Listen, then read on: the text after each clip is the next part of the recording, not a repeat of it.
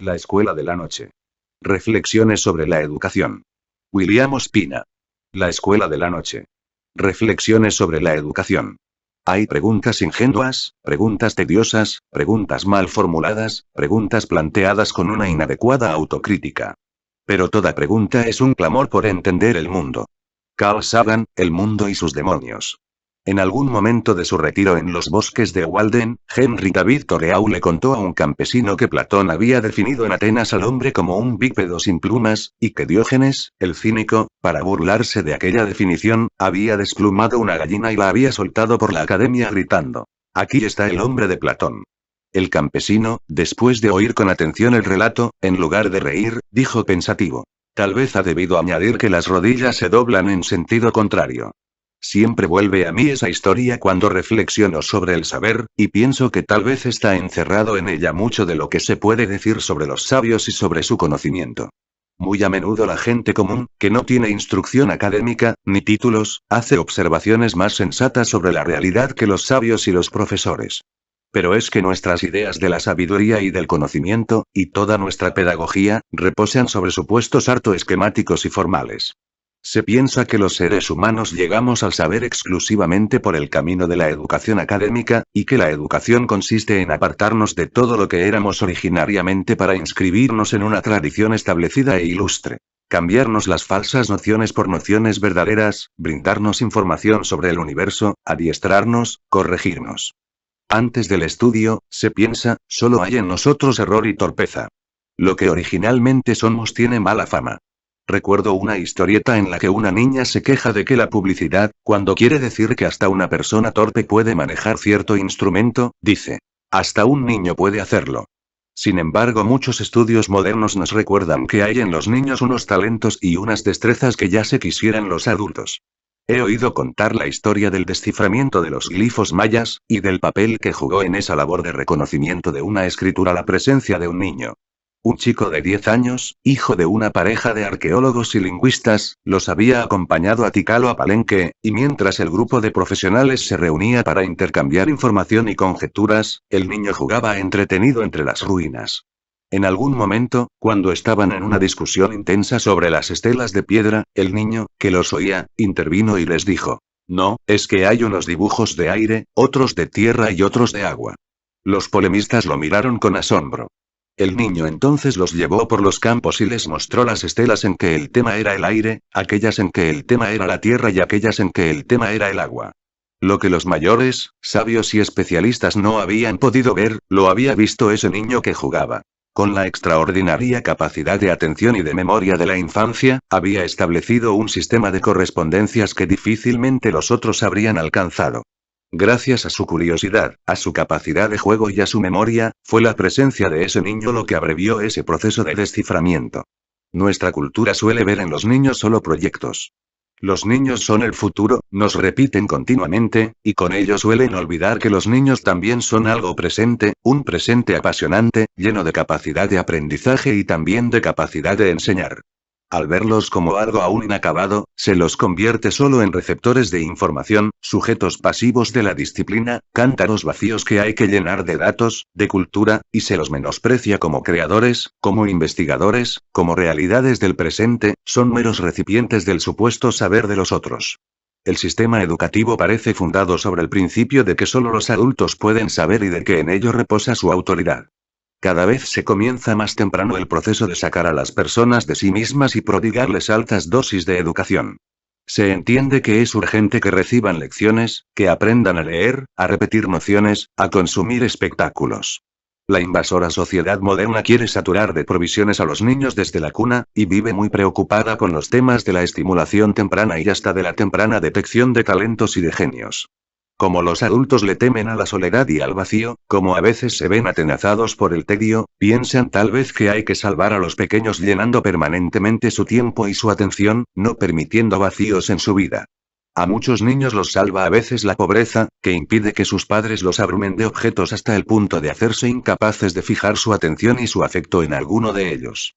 Una de las virtudes más maravillosas de la infancia es que en ella, como en la India, es imposible acceder a la idea de pobreza, porque los niños que tienen pocos recursos suelen descubrir el más asombroso de todos los juguetes: el universo.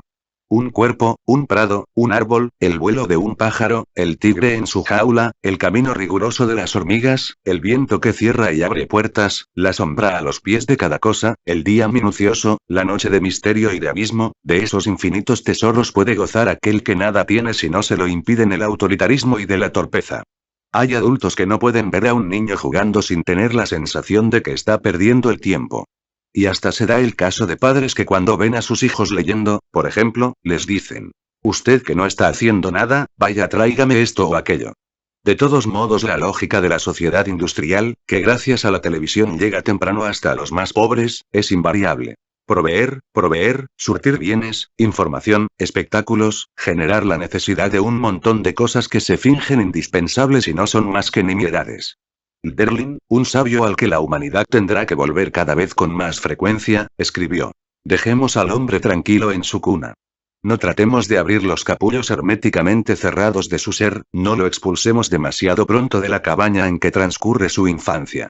No hagamos demasiado poco por él, a fin de que no prescinda de nosotros y nos distinga de sí mismo. No hagamos tampoco demasiado, a fin de que no advierta nuestro poder ni el suyo y así nos distinga también de sí mismo. Que en su casa el hombre advierta lo más tarde posible que existen los hombres, y que hay otras cosas alrededor de él. Pues solo así llegará a ser un hombre. El más importante saber que puede alcanzar un ser humano tal vez solo puede salir de sí mismo. Esto no significa que deba crecer indiferente al mundo que lo rodea, significa que sus preguntas deben nacer de sí mismo, que el saber más válido es el que resuelve problemas de su relación con el mundo, con los demás y consigo mismo. Para ser algo hay que ser alguien, decía Goethe, y solo dejando hablar la pluralidad de nuestras emociones e inquietudes estaremos en condiciones de dialogar de verdad con el mundo. Que antes de ingresar en la educación se nos haya permitido percibir lo que hay en nosotros, las preguntas que traemos, las inclinaciones que dicta en nuestro ser la trinidad del carácter, el destino y el azar, el modo como ha empezado a dialogar nuestro ser físico con el entorno cultural y con el mundo. Chesterton decía que los niños gobernarán en el cielo pero que en la tierra tienen que obedecer, y sin duda hay muchos asuntos en los cuales tiene que primar la experiencia de los padres, su buen sentido y su principio de autoridad, pero es un error considerar a los niños como seres incompletos y acercarse a ellos solo para imponer cosas, cuando podría ser tan ventajoso acercarse también para aprender. Casi no se permite que empiecen a saber quiénes son, qué cosas del universo los conmueven o los inquietan, antes de prescribirles un saber homogéneo y un destino exterior. El resultado es que solo se nos permite empezar a pensar como individuos y a interrogarnos sobre nuestras inclinaciones después de un largo período de saqueo, de imposición y de anulación de toda fuerza primitiva. Kafka escribió: creer en el progreso no significa creer que haya habido ya un progreso. Eso no sería una fe. Del mismo modo, creer en la necesidad de la escuela, de la academia, no significa creer que la escuela ya haya alcanzado su plenitud. Por eso es importante señalar los errores y las carencias del sistema educativo, ya que también la educación, por decirlo así, tiene que ser educada. Uno oye decir continuamente que la solución de los problemas de su país, que la solución de los problemas del mundo, está en la educación. La tesis parece evidente, pero ¿de qué educación hablamos? Hasta los funcionarios de la Santa Inquisición tenían métodos educativos, la Alemania nazi publicaba cartillas para enseñar el antisemitismo, hay escuelas de terroristas suicidas, hay modelos educativos hechos para perpetuar la discriminación racial, la exclusión social, hay academias que son reductos del espíritu aristocrático, semilleros de la repulsión y de la rigidez mental. ¿Qué pasaría si, aun admitiendo que la educación es la solución de muchos problemas, tuviéramos que aceptar que la educación, cierto tipo de educación, es también el problema? Qué apasionante desafío para la inteligencia, no limitarnos a celebrar la educación en abstracto, sino exigir de nosotros una idea sobre lo que la educación debería ser. ¿Cómo distinguir entre la disciplina que forma seres con principios y responsabilidades y la arbitrariedad que forma seres sumisos y negligentes? ¿Cómo distinguir entre la educación que forma seres humanos con criterio y con carácter y la educación que apenas informa y que desdibuja la personalidad? En este, como en muchos casos, casi no importan las respuestas, lo más importante es formular bien las preguntas. Hay que desconfiar de la escuela que no acepta la singularidad sino que se esfuerza por desdibujar y por uniformar a los individuos, de la escuela que combate como indisciplina toda originalidad, de la escuela que termina representando una suerte de venganza de los adultos contra los menores y de las repeticiones y las clasificaciones de la vejez contra la imaginación de la juventud. Hay que avanzar hacia una educación que no se limite a informar y a adiestrar, que no exagere el culto de la competitividad, que favorezca la capacidad de creación, la alegría de buscar, el espíritu de solidaridad.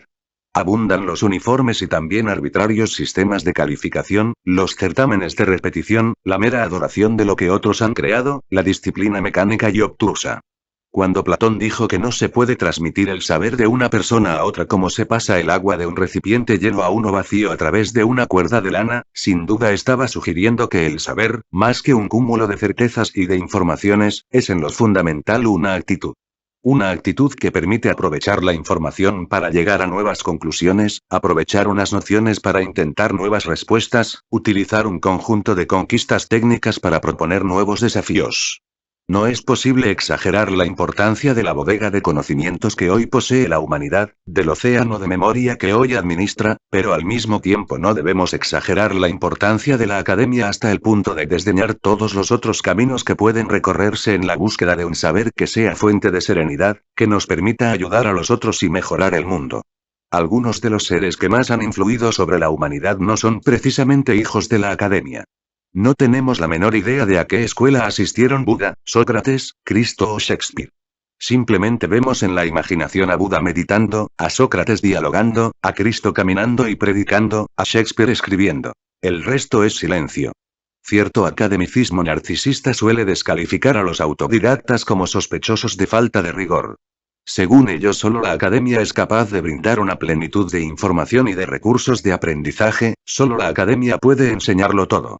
Y más de un sabio autodidacta se ve tentado a utilizar contra los académicos aquella frase venenosa de Wilde. Sí. Ellos lo saben todo, pero es lo único que saben.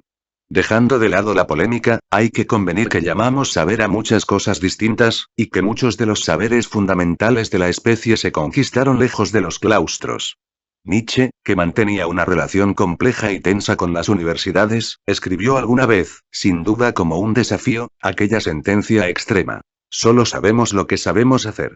Parece una concesión al pragmatismo, pero es también el homenaje de un teórico al vasto saber universal de artesanos y albañiles, de agricultores y obreros, de mecánicos y de artistas, esos que ya hacían instrumentos mucho antes de la aparición de la técnica moderna, que daban bienestar a la especie mucho antes de la aparición de la industria, que construyeron ciudades mucho antes de la aparición de las facultades de arquitectura, que transformaban los árboles en habitaciones, en gabinetes para el placer, en embarcaciones para ir a la aventura, en guitarras y hasta en sarcófagos para descender al reposo. Un homenaje del filósofo al hombre de acción, que no teoriza sobre lo que sabe hacer, pero que maneja un saber indudable. Después de tantos siglos, estamos inscritos en complejos sistemas educativos que no solo han desarrollado admirables recursos sino que también han complicado hasta lo absurdo sus mecanismos. Hasta la pedagogía más sensata puede verse agravada por siniestros mecanismos de exclusión en los cuales llegar a graduarse es sobrevivir a las pruebas de Hércules, haberse mostrado más paciente que Job y más competitivo que un jinete del derby.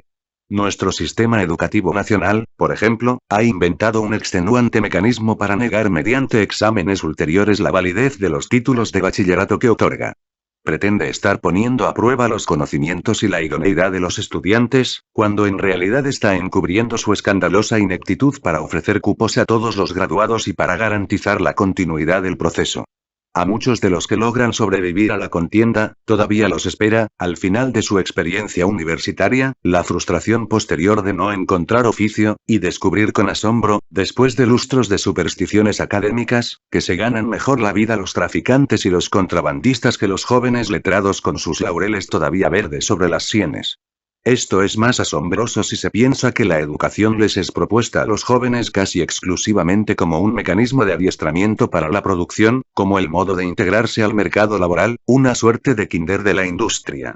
Ya esa reducción del saber a la condición de mero tributario de la producción, de adiestramiento para obtener un empleo, es una deformación que explica por qué la formación profesional puede ser a veces tan mecánica y tan seca, pero es más grave encontrar que tampoco para ese fin funciona plenamente. Es natural que el estudio sirva para fines pragmáticos, pero tradicionalmente la educación se propuso la formación total de los individuos. No solo la transmisión de destrezas y de conocimientos teóricos, de información general y de datos especializados, sino la formación del carácter, el fortalecimiento de la voluntad, la generación de conductas ciudadanas, la responsabilidad social y la ética personal. En un mundo que pierde sus ideales, en un mundo librado a su propio furor pragmático, esas cosas van dejando de considerarse importantes, y, en contraste con su fama de faro moral y de guía espiritual, muchos poderes procuran que la escuela sea la primera en abandonarlas. La verdad es que si la educación es adiestramiento y transmisión de habilidades prácticas, los talleres, las fábricas y las oficinas son mucho más competentes para impartirla que las aulas, a menudo dispuestas a contaminarse de todo salvo de realidad. Las aulas a veces parecen vestigios de esas edades que solo creían en la verdad revelada, administrada por una iglesia, que tenían por impura y vulgar toda concesión a la experiencia. Causa perplejidad que se nos encierre en lóbregos recintos para iniciarnos en el conocimiento de la naturaleza, que debamos escuchar por horas y por meses un saber aburrido y fósil mientras afuera discurre el milagro del mundo. Sin duda es extraño estudiar botánica lejos de los bosques, estudiar los reinos de la naturaleza en rígidos salones humanos. Es triste que antes que ayudarnos a ser individuos se nos obligue a ser sumisos rebaños. Y como solía repetirlo Estanislao Zuleta, es incomprensible que se dividan arbitrariamente las jornadas entre las clases y el recreo, entre el tiempo del estudio y el tiempo del placer, para que nos acostumbremos a pensar que el saber es penoso y que el placer es inútil, cuando la verdad es que solo nos libera y solo perdura en nosotros aquel saber que ha sido un deleite conquistar. La historia de los grandes individuos de Occidente es una historia de grandes rebeldes, de críticos agudos de la tradición, seres que por su invencible singularidad afectiva o mental lograron sustraerse al influjo abrumador de las convenciones. Esos terminan siendo además los grandes maestros, porque la libertad que conquistan es un viento fresco en las encrucijadas de la civilización. Todo gran espíritu es liberador y transformador, porque justamente trasciende las normas y los modelos, ya sugiere una medida nueva y un nuevo orden. Nada es más provechoso que la curiosidad y la falta de dogmas. Nunca circularon más ideas, ni más diversas y contradictorias, nunca fue tal vez tan vivaz y tan fértil el espíritu occidental como en la Grecia de los filósofos llamados presocráticos. Entre ellos todo parecía posible, el mundo parecía dócil a las exploraciones del espíritu, un universo nuevo y distinto se veía nacer ante cada uno de sus pensamientos. Y lo mejor no es la asombrosa diversidad de la mente de aquellos Demócritos y Parménides, Anaxágoras, Empédocles y Heráclitos, sino la posibilidad que tuvieron de convivir, sin estorbarse, tantos universos distintos, gracias a que no había una gran verdad, un gran profesor, una gran Biblia con su correspondiente gran inquisidor descalificando tantas flores en nombre de la rosa sagrada.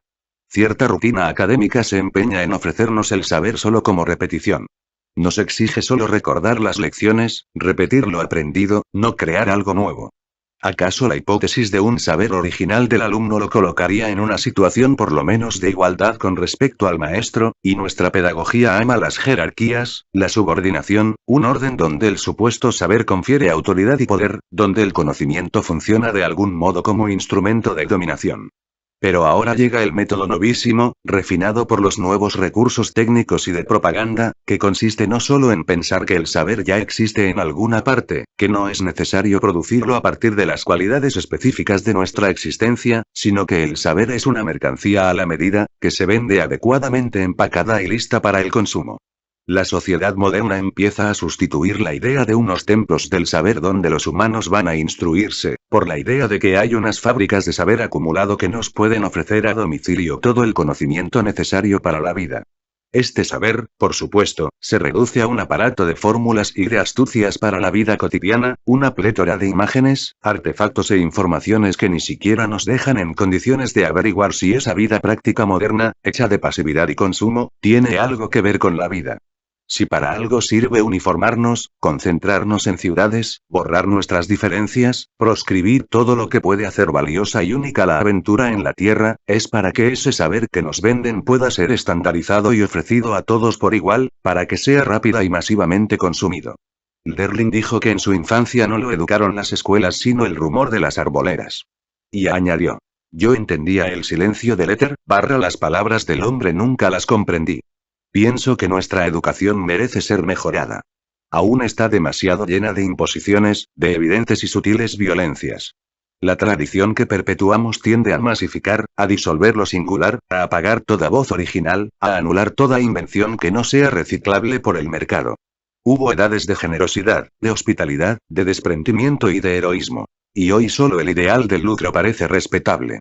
Pero si por un instante la humanidad pudiera ser sorda a todos sus saberes y sus tradiciones, a todas las instituciones construidas en siglos de aturdimiento y de violencia, tal vez podría oír el rumor de su verdadera sabiduría, lo que enseñan y advierten las voces intemporales de la naturaleza y los abismos de su propia historia. Antes de los fascinantes y omnipresentes medios modernos de comunicación, que todo lo invaden y lo confunden. Antes de las venerables universidades que transmiten su saber. Antes de los talleres de la Edad Media, que compartían respetuosamente destrezas. Antes de la civilizada Grecia, que supo enseñar por la conversación y el ejemplo, hubo sabiduría. A pesar de lo que pretenden las bengalas del progreso y las soberbias de la modernidad, siempre hubo sabidurías, y las más antiguas eran tal vez las más profundas y las más esenciales. Sabían conservar el mundo, sabían celebrar el universo, engendraban lenguajes y mitos. Construían con su inspiración y con su fe bellezas mayores que las que construyeron jamás el utilitarismo y la razón. A quienes pretenden que los sabios académicos son superiores a la gente común, y que los pueblos son ignorantes, hay que recordarles que no fueron los sabios doctores sino los pueblos ignorantes quienes acuñaron las lenguas, refinaron los oficios, ennoblecieron al mundo de leyendas y de mitologías y encontraron en su camino a los dioses. Que la más honda sabiduría siempre brotó de las almas en contacto profundo con la realidad, y siempre fue el fruto de un movimiento del espíritu creador, no una vana repetición de cosas sabidas. Que el saber no puede ser transmitido por la violencia ni por la codicia, sino, a lo sumo, como pensaba Goethe, por el amor. Que fueron miles y millones de labios fieles a la vida y a sí mismos los que tejieron el idioma en que Shakespeare, con Tertulio de la Escuela de la Noche, hablando finalmente por todos, mencionó. The prophetic soul of the wide world dreaming the things to come, el profético espíritu del inmenso mundo soñando las cosas por venir, y que a menudo las palabras más sensatas, y también las más salvadoras, pueden salir de los labios más iletrados y más humildes. Fin. La Escuela de la Noche. Reflexiones sobre la educación. William Ospina.